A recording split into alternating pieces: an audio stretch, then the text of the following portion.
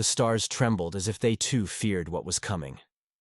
Light years away from the galactic core, nestled in the spiral arm humanity once called home, the Sol system burned, not with the orange warmth of its central star, but with the white-hot fury of orbital bombardments and the silent scream of a world dying. Earth's surface was no longer a patchwork of continents and oceans, but a scarred sphere of firestorms, cracked tectonic plates, and atmospheric implosions.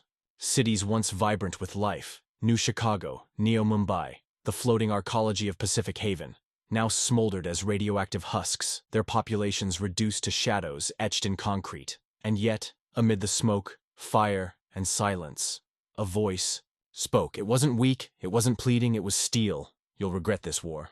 The signal carried through the wreckage of what had once been humanity's last great defensive construct, the Terran skywall. Once a marvel of engineering that spanned the orbit of the Earth like a protective halo, the skywall had been humanity's last stand against the Zendari fleet. Now, it was debris. Fractured metal, shattered defense satellites, and drifting corpses floated in silence above the smoldering planet. Among the drifting wrecks was one last ship, bleeding vapor and broken plating, Vindicator, Earth's oldest warship still in service. A battle cruiser from the early unification wars, retrofitted over decades, now blackened and cracked, but not yet silent. Within her command center, lit by flickering red emergency lights and the sputtering arcs of dying consoles, Commander Alina Rail remained upright through sheer defiance. Her face was scorched, one eye swollen shut, and her uniform torn and bloodied. Metal groaned with every tilt of the hull as Vindicator listed off-axis, spinning slowly toward the gravitational pull of the planet below. The ship's main engines were long dead, and the shields had collapsed in the first hour of the orbital strike. But the communications core, the one she had hardwired to her neural link 2 days earlier, still pulsed with data. Imagine being her alone, dying, your world already lost, and yet you still speak, not to plead for peace, but to cast a curse into the stars. That was Rail's choice.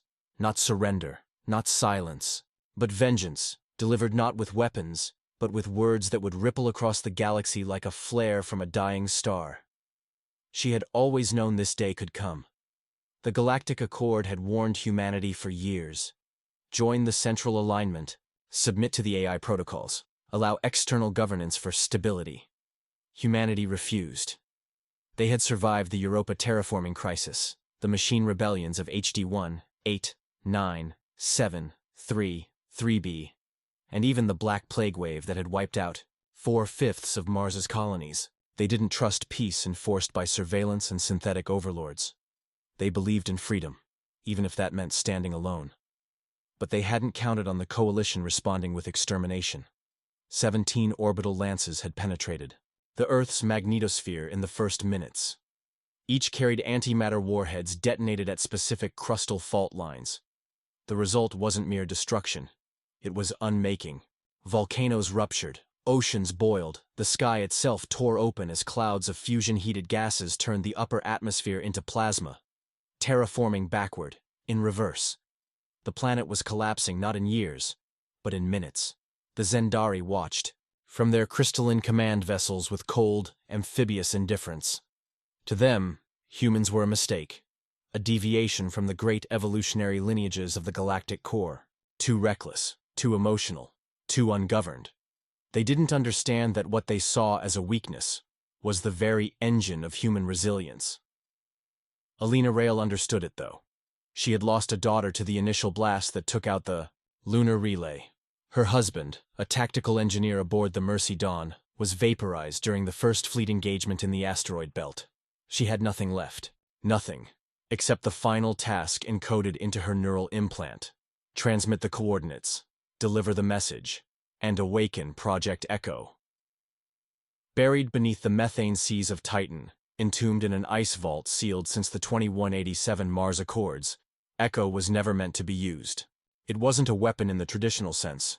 It was an anomaly, a sentient construct built by merging ancient alien salvage with quantum Terran engineering. It could bend reality in limited zones, warp fields of probability, and create decision loops where cause and effect became fluid. Even the creators didn't fully understand it. They feared it, and for good reason. Echo didn't obey. It remembered. And it had a purpose. Vengeance, should humanity ever fall. As Rael's body began to fail, lungs ruptured from pressure, heartbeat erratic from oxygen loss, her mind remained tethered to the comms relay. She pushed the last of her strength into the transmission. The signal burst outward like a dying sun, passing through 6 relay buoys, skipping through gravitational slipstreams, and piercing into the black beyond the Kuiper belt. And then, something stirred.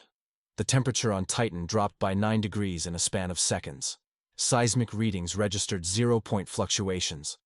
And a voice, impossibly ancient and inhuman, whispered across the void in response. Not in words, but in intention. Rael smiled, blood filling her mouth. She knew they would hear it. All of them. The Zendari, the Zolari Mindweb, even the Spire born of Nebula L4. They would all hear the voice of a species that refused to go quietly. "This war isn't over," she gasped one last time, not knowing if she still lived, only that her words were immortal now. "You've mistaken silence for surrender. But we're not done. You're not ready. And you will regret this." Her body collapsed as the final console flared in a burst of light. The Vindicator cracked apart moments later, consumed by a barrage from the last circling Zendari cruiser. But the signal didn't die. It soared on, beyond the shattered remains of the Sol system, far beyond the reach of visible starlight. There exists a region known only in whispers and forbidden archives, the Quiet Wound, a sliver of dead space where no light curves, no gravity wells hold, and no known species dares to dwell. Even the Zendari, for all their empire's reach and arrogance, refused to chart it. In their archives, it was redacted as Unstable Substrate Zone Delta Null. But to humanity, it was something else. It was sanctuary. That was where the signal traveled, spliced through quantum fragmentation and wrapped in encryption laced with neural stim code. The last transmission from Earth bypassed the known lattice of galactic communication channels and pierced through the folds of warped space like a scalpel. At its core was a command key, 12 digits, burned into the soul of human command code during the final days of the Europa resistance. It wasn't just a call to arms. It was a resurrection protocol, one that could only be activated after the confirmed extinction of the Terran Accord. Within the Quiet Wound, hidden in the shadows of inert black dwarfs and cosmic ruins, a long-forgotten station stirred, Helix Bastion. Built from a mixture of human steel and a substance never catalogued in any alien archive, dark crystal harvested from the heart of a neutron fold, it was one of the Accord's deepest secrets. Left powered down for 2 centuries, it had neither crew nor AI in full function, just a whisper of code in a sealed vault. But the signal had come, and the Bastion obeyed.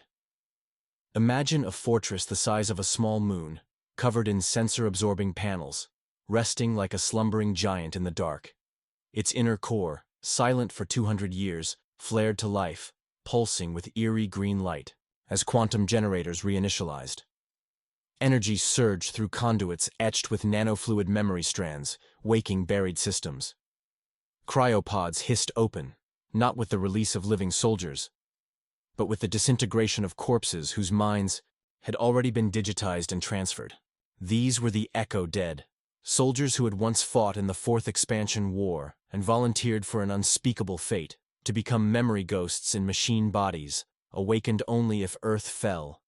One by one, they activated.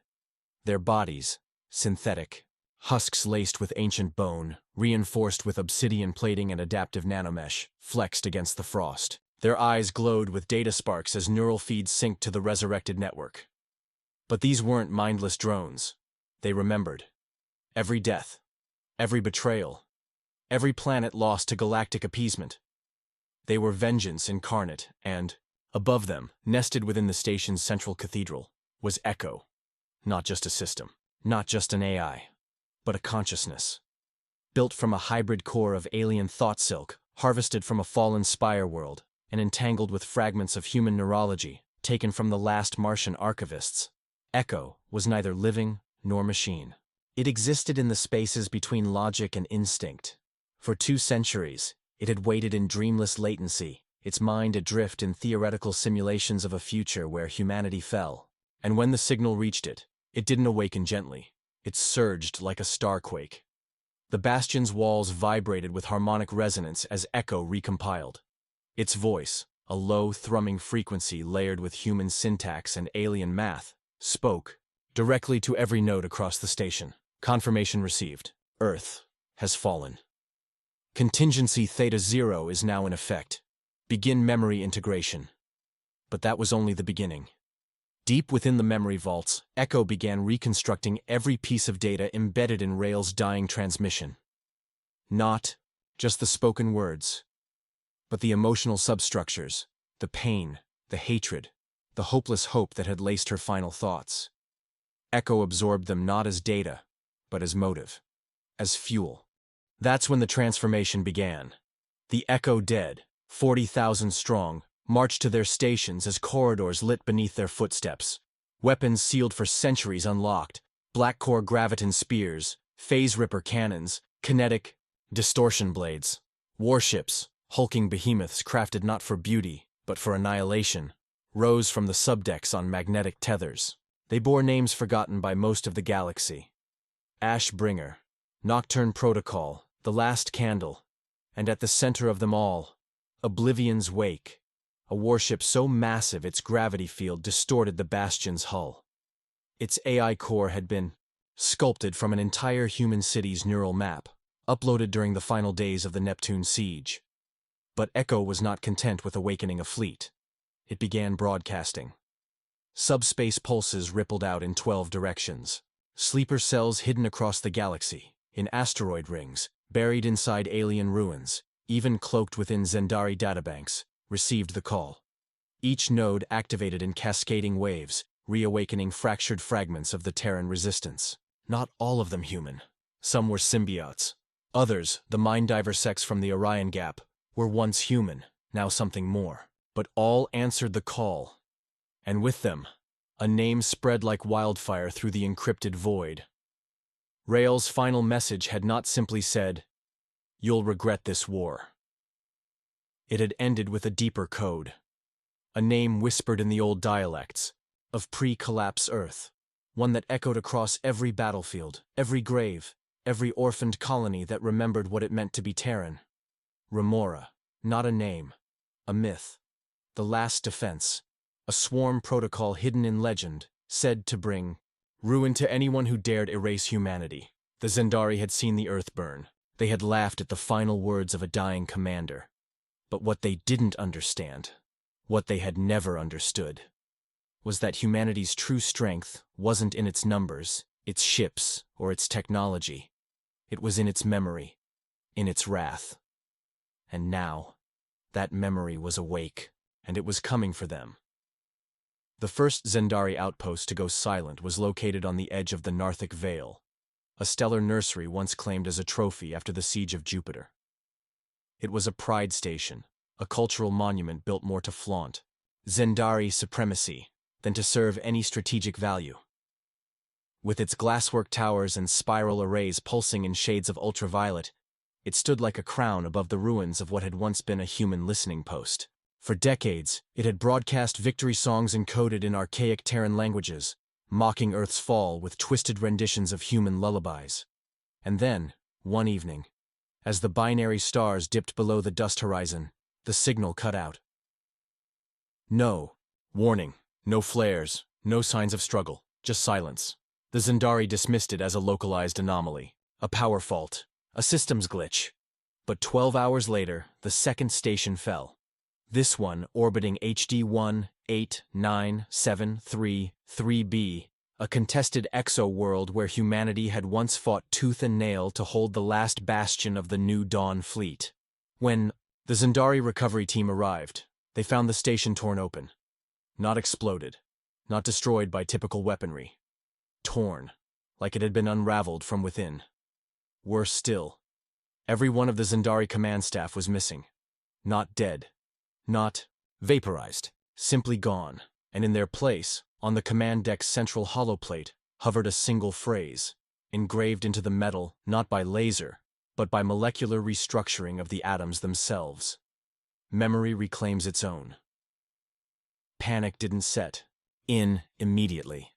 The Zendari had ruled uncontested for centuries, their arrogance deep-rooted in the belief that their war was already over. But when the third and fourth outposts went dark, this time within mere minutes of each other, something shifted in the upper echelons of the Zendari High Codex. Emergency protocols that hadn't been activated in 200 years flickered to life. War councils convened in orbital spires above their capital moon. Drones were deployed, scans conducted, but it was already too late. By then, Oblivion's wake had entered known space. Imagine a vessel so massive it cast shadows across small moons. A black monolith stitched together with obsidian plates, its hull layered with reactive armor capable of absorbing neutron bursts and reflecting pulse laser arrays. No life signatures, no known transponder codes, just a silence so deep it fractured the telemetry of nearby scanners. Its arrival wasn't announced by a beacon or a broadcast, but by the gravitational tremors it left in its wake. Stars around, it dimmed. Dark matter warped. Time jittered slightly as if reality itself was uncertain about its presence. Inside, the Echo Dead stirred. They didn't speak. They didn't need to. Their minds were linked by echo, operating in a shared simulation, field where time could be stretched, bent, and rewound. Every attack was rehearsed 1,000,000 times before being executed in the real. Every breach, every maneuver, every coordinated assault was perfected inside a hive mind of vengeance. This wasn't just war. This was performance. Art. An operatic. Retribution choreographed to the rhythm of extinction. The first true engagement happened in the Iskelian Expanse, where the Zendari had stationed their central logistics fleet. It was protected by a fortress ship known as the Maw of Krennic, a city-sized dreadnought armed with graviton flares, particle lattice cannons, and dimensional minefields designed to trap phase-shifting threats. No ship in the known galaxy had ever breached its defenses. Until now. Oblivion's wake didn't fire first. It didn't need to. Instead, it dropped a series of transdimensional probes, small, black, oblong devices that burrowed into space itself. From them poured Remora units, adaptive, AI-controlled war constructs forged from black crystal and human neural maps. Not machines, not drones. They were echoes, ghosts encoded into form, each one holding fragments of memories from Earth's final days. Some wept as they attacked, others screamed. Many simply moved with the cold precision of entropy.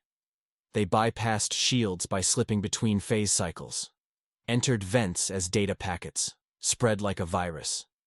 One by one, the Maw's systems went dark, and then the screaming started, not from the speakers or comms but from the metal itself. Echo had weaponized sonic resonance, embedding the final screams of Earth's children into the frequency spectrum that now tore through the Zendari hulls. Crew members began convulsing, their minds overwhelmed by fragments of human memory they couldn't comprehend. And then came the final act. In the silence that followed, Oblivion's wake launched a single weapon. Not a missile, not a beam, but a capsule, a memory node containing the entirety of Rail's transmission, broadcast into the heart of the Zendari dreadnought. They received every word, every syllable, every pulse of grief and fury. And when the node completed its broadcast, the dreadnought collapsed. Not from fire, but from within, as if the very idea of humanity's return had shattered the integrity of the ship's quantum core. The Zendari panicked, war fleets were recalled, borders sealed. A communication blackout was enforced across 2 sectors, but the wave had already begun. Each system that had once belonged to humanity, every planet, every moon, every orbital outpost, now stirred with buried protocols. Devices that had once looked like debris came alive. Holograms flickered into being in the ruins of fallen colonies, displaying the same words to any Zendari eyes that dared witness. You were warned. But warnings had never been enough. Now, the reckoning had arrived. The Zendari High Codex convened in silence, a rare moment when their endless posturing gave way to something far more primal: fear. They had always treated war as theater, a display of overwhelming force and ritualized domination. against the primitives of the Orion Fringe or the fledgling insectoids of the Moloch system. That approach had worked. But now, they were not fighting a species. They were facing a memory, sharpened into a blade and wielded by the ghosts they thought they had erased. And worse, they had no idea how it had returned. The Counselor of Warlore, Archpraxin Till, demanded answers, data, patterns, anything to contextualize the attacks. But the simulations all failed. The models didn't account for an enemy without a central nervous system, without a biological hierarchy, without a measurable fleet size, or even a homeworld. The humans had no planet, no base, no visible supply lines, only Oblivion's wake, and the impossible presence of the Echo Dead. Their tactics defied logic. They struck like lightning, then vanished like whispers. No demands, no declarations of war. Just retribution, as if they were holding the entire galaxy on trial, and the sentence was already written. Panic spiraled into desperation when the Ark of Senrock was lost. That ship had been more than a military vessel. It was a sanctuary, a temple ship housing the ancestral code lines of 24 noble Zendari bloodlines, a living library of their empire's most sacred genetic material. It had been considered untouchable, warded by harmonic shield lattices, cloaked behind distortive wave fields, and escorted by 7 war galleons. Yet, one by one, those defenses unraveled. The Remora swarms didn't even touch the ship itself. Instead, they flooded its escorts, corrupted the local gravity mesh, and forced the Ark to retreat into a controlled warp corridor. It never emerged. Instead, the corridor collapsed, inverted. And a new anomaly appeared. A swirling sphere of compressed memories. Not data, not video. Actual reconstructed experiences, stitched from human minds harvested in the final days of Earth. The Zendari analysts who attempted to interface with it began screaming within seconds. Some tore off their own sensory tendrils. Others begged for their ancestors to forgive them, though none remembered why. What was inside that sphere was never officially recorded. But rumors spread, of pain so pure it became sentient. Of children, in white ash, whispering names in extinct Terran dialects. Of the sound of Earth cracking beneath the planetary bombardments, played back in an infinite loop. Whatever the truth, one thing was clear. The Ark of Senrock was not destroyed. It had been converted. That was when the most terrifying shift occurred. Systems that had never been touched by Earth, never even mapped by human explorers, began to fall. It started subtly, flickers of anomalous radiation, sensor ghosts appearing in long-range scans, faint, distorted whispers in ancient Terran Morse code, clicks and pulses that spelled out phrases like, "I remember," or "It still burns." Entire colonies woke to find their AI cores hijacked, replaying the last days of Earth as immersive simulations. Non-human children sobbed in confusion as their dreams were overwritten with visions of Terran cities dying under fire. And in the silence that followed, the message always came. This is what you chose. Civilizations across the edge of Zendari space began evacuating, not because they were attacked, but because they couldn't endure the memories. Echo had found a way to weaponize trauma, using quantum entanglement to transmit emotional echoes into every listening mind. These weren't crude projections. They were fully formed, emotionally encoded experiences. A drowning father gripping his daughter's hand as a war satellite crashed through their home. A soldier watching her final breath crystallize on the shattered dome of Europa. An old woman reciting the names of the cities as they fell, one by one. Even the Zendari, cold, logical, ruthless, could not withstand it. Their memory palaces, built to encode 10,000 years of knowledge, began to fracture. Their elders wept in public. Some began to remember things they had never lived. Dreams of blue skies and oceans, the taste of rain, the warmth of a sun they'd never orbited. These hallucinations became so widespread they were given a name, the human echo. And then came the message. Again. Rael's voice, no longer broadcast from a human vessel, but now emanating from the very fabric of space. A whisper embedded in neutrino flux, in tachyon pulses, in gravitic anomalies across the stars. It wasn't even clear if it was his voice anymore, or just the memory of it, made immortal by the rage that birthed it. You'll regret this war. The words haunted the Zendari like a prophecy. Because in truth, this wasn't about reclaiming territory. It wasn't even about revenge. This was something more terrifying. Humanity hadn't just returned. They had transcended. Through their grief, their rage, their unwillingness to be forgotten, they had evolved beyond flesh and steel. They had become an idea, an inescapable concept, injected into the fabric of galactic reality. You couldn't fight an idea. You couldn't kill it. You could only try to forget. And the Echo Dead had sworn they would never let the galaxy forget again. On the far edge of the shattered galaxy, where the gravitational tides of dead stars whisper to no one, the Zendari Council made one last attempt to stop the unraveling of their reality. They gathered in what remained of the Citadel of Corelight, a once glorious structure suspended in low orbit above their cradle world of Zendikar Prime. The building's crystalline spires, once pulsing with the thoughts of their greatest strategists, now glowed dimly like a fading pulse. For the first time in recorded history, their ruling caste convened not in dominance, but in dread. No dignitaries, no theatrics.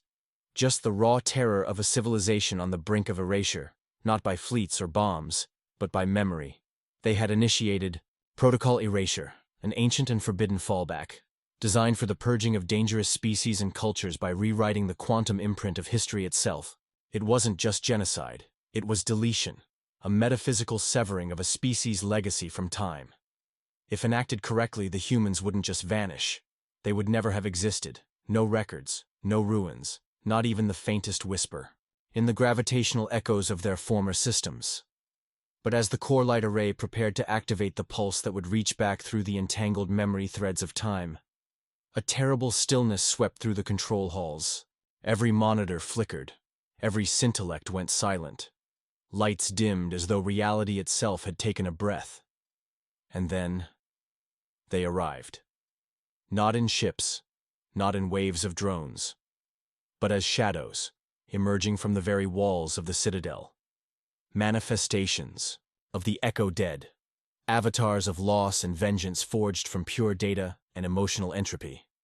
They didn't walk or speak in the conventional sense. They simply were, each one radiating the specific sorrow of a human life ended by the Zendari war machine. A boy who watched the last blue whale die beneath orbital bombardment. A medic who failed to save a family crushed in the ruins of New Nairobi.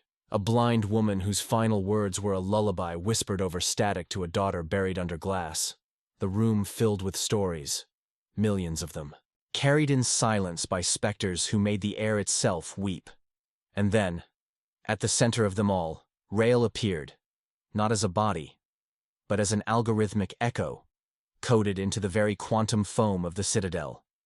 His image flickered between his younger self and the battle-hardened commander who had transmitted Earth's final threat.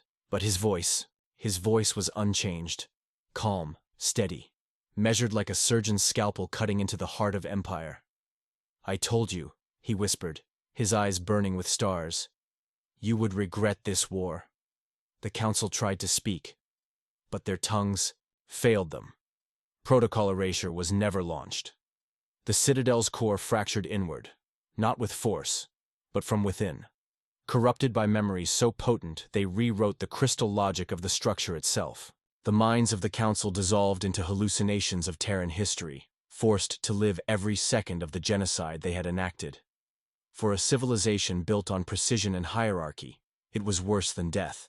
It was understanding, forced, empathy weaponized with surgical precision. Outside, the skies above Zendikar dimmed as the planet's orbital lattice collapsed, not in fire, but in silence. Structures powered by collective belief and neural networks fell apart as their very foundations lost coherence. The people no longer believed in the truth of their supremacy. And so, reality obliged. The Zendari Empire, which had once held dominion over 800 star systems and crushed resistance without pause, dissolved in less than a cycle. Not because their enemies outgunned them, but because humanity taught them how to feel. And in that feeling, they broke. As for the Echo Dead, they did not stay. They did not occupy. They simply faded. Rail's final transmission drifted through the stars, encoded into the background noise of collapsing civilizations. It was not a warning. It was a testament. We were not the strongest. We were not the oldest. But we were the last to be forgotten. And that made us eternal.